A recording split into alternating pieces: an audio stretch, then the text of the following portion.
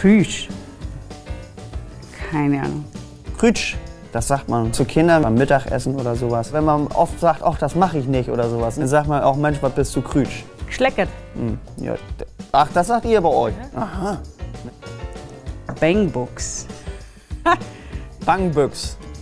Matratze. Ne, ist gar nicht die Richtung. Also Büchs ist die Hose und Bang ist, wenn man hier Angst hat. Also ist das der Angsthase. Der Hosenscheißer. Der Hosenscheißer, Bangbüchs. Tüdelmoors. Das war sogar richtig ausgesprochen. Keine Ahnung. Soll ich aufdecken? Ja. Spinner. Oder wenn Kinder mal wieder übertreiben, ja, hol mal auf, du Tüdelmoors. Ne? Das sagt man. Der Moors ist ja der Arsch. Ne? Der Moors ist der Arsch. Ja. Oh Gott. Mucksch. Mücke. Nee. Mu vom Kuh. Mucksch. Das Zicklein oder so. Nee, das ist, wenn man schnell eingeschnappt ist oder sowas. Dann ist die Mucksch und den... Beleidigte Leberwurst. Ja, genau. Kann man auch sagen. Oder Fernseh ohne Ton.